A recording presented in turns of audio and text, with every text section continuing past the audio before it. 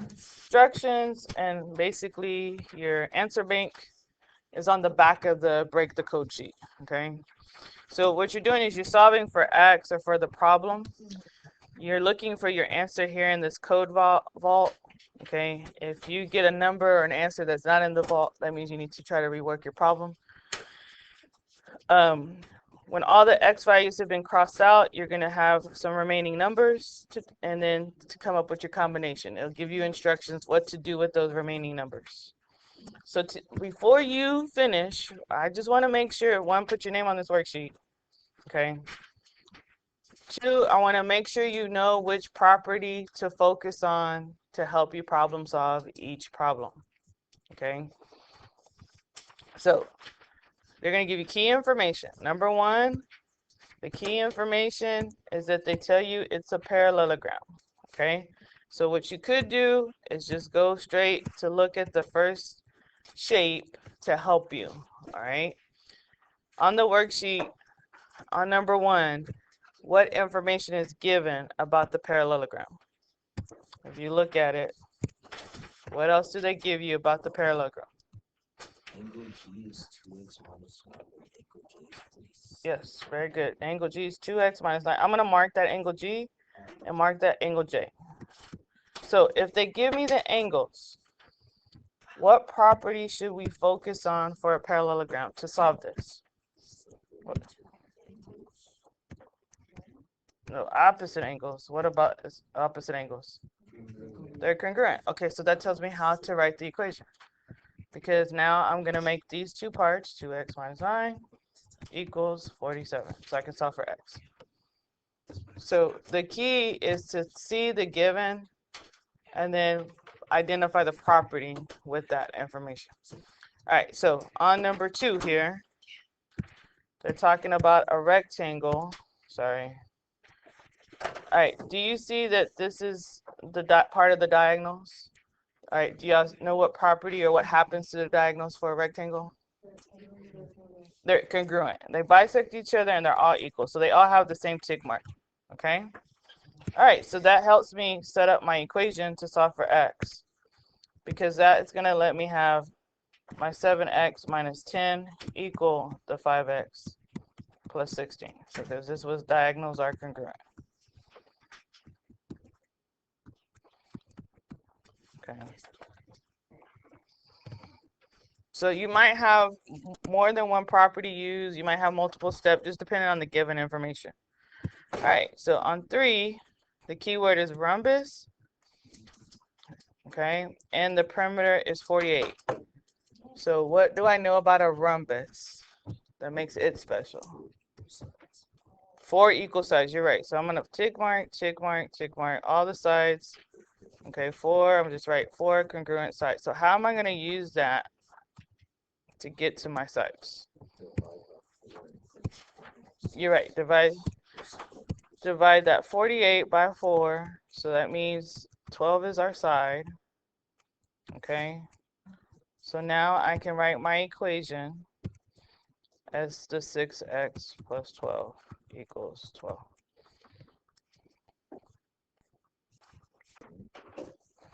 You're solving for x. That's it. Remember, x can be any type of number, including 0. All right, now on number 4, the key information we have is a square. And they tell us xz. I'm just going to highlight that. That is the diagonal, is 12. They want us to find the perimeter. So in order to find the perimeter, I need to know each side. And here's what you're going to have to remember to use. The 45, 45, 90 triangle. In that triangle inside, what part do you have for the triangle? The hypotenuse. So we're going from the hypotenuse back to this leg. So if I'm going from the hypotenuse to the leg, what operation are we going to do? Yeah, you're going to have to divide the 12 by root 2. And you cannot keep it like that. So you still have to use your rationalization skills. So do that now. Simplify it. You're right. Yes, this is 6 root 2. That represents the side. The question is asking you to find the perimeter. Yeah, to find the perimeter, we just take that side and multiply by 4.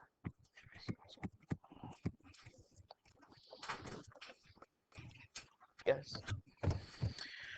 All right, so let's just kind of wrap up the properties so we kind of understand what you're doing. Sometimes you're writing equations, sometimes you're just finding the angle or the side.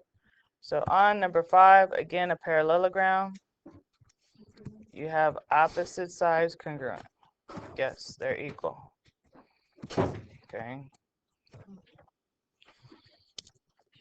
6, you have a trapezoid. It's non-isosceles. And then the trapezoids, your consecutive angles equal 180. I'm just going to abbreviate that. Okay. The consecutive angles, I should have wrote the angle symbol. Hold on. Equal 180.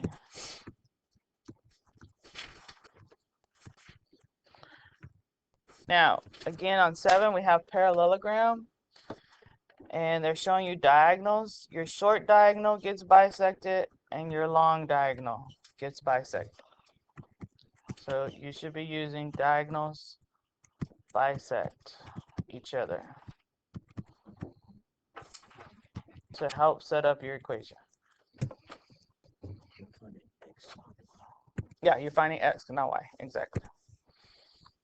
Now, on 8, you have a kite. And the thing you have to remember on your kite, even on this diagram, they're showing it here at the bottom. Let me show you. Oops, start there. The diagonals are perpendicular, and only 2 sets of consecutive sides are congruent. The short ones and the long ones. So you got to remember in a kite with this right triangle, if I focus on just one right triangle, the other 2 angles are equal to 90. This angle and this angle are complementary angles. And complementary is always equal 90. So if I'm looking at the kite, on number 8, diagonals are perpendicular. You're going to focus on the triangle, the right triangle, and those 2 angles, T and Q, are complementary. You need to use complementary angles equal 90. Find the x, but then you have to plug it back in.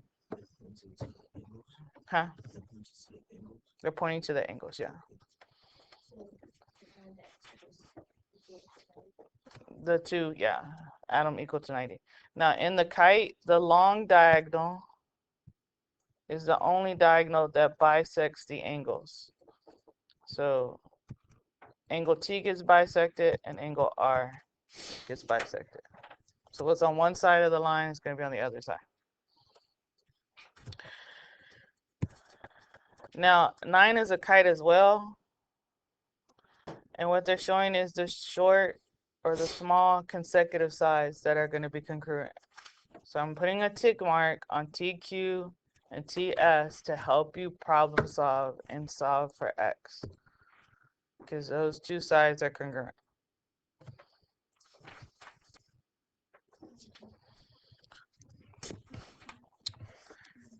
On 10, you have a rhombus with KL. KL is the short diagonal. That diagonal gets bisected. So if I know its whole length is 6, then we would have a 3 and 3. We also know JM equals 8. This diagonal gets bisected as well. So it's 4 and 4. They want you to find KM. So you're going to have to use, yes, the right triangle and Pythagorean theorem. Okay. This is a triple, so if you remember your triple, the very first triple, you don't have to do the math, okay? But Pythagorean theorem is your finding sides for right triangles. Now, JR, same process. The short diagonal, oops, sorry, I meant to do that. Gets bisected, and they've given me the sides here. Okay, so I know 18 and 18, 25 and 25. To get to JR, I need to use Pythagorean theorem to find my QS. I can use it with this right triangle. This. And then once I find that one, once I find that, then I can now move to get to my JR. So you're gonna have to use one right triangle, find its missing leg using Pythagorean theorem. So the first Pythagorean theorem you're doing, I'm gonna put this as X, and then this other missing side Y. So you're gonna do X squared plus 20 squared equals 25 squared. Once you have that, then you can plug it in and then find your Y using the Pythagorean theorem with the 18 and X. Now, we've had already people forget that besides the diagonals bisecting and all being congruent in a rectangle, you have two sets of isosceles triangles. So the X is here, okay, and then your 2X is also here. And you have to remember all rectangles have 4 right angles. So you have to be seeing hopefully that you have complementary angles that are given in this shape. Yes? That's a radical answer. I mean, you can try to match your decimal with the bank if you got a decimal, but it's a radical.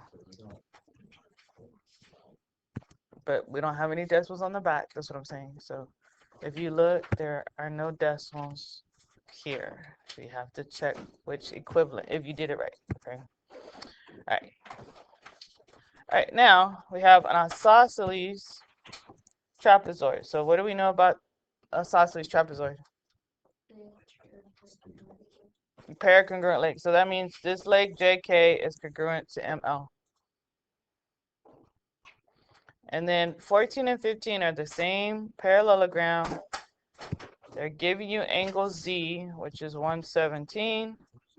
You have to remember, in a parallelogram, opposite angles are congruent and consecutive angles are supplementary. So you're using the properties. You can look back to the shape, to the green paper to help you. This is due before you leave. When you're done, there is an IXL review for all the quadrilaterals, because we're going to start reviewing. We're going to play a game tomorrow. You're going to need to know your properties to help you with that. So get a laptop when you're done and work on the review. But this worksheet, everyone's turning in before you leave. Okay? If you have questions, you can check with each other. You can ask me.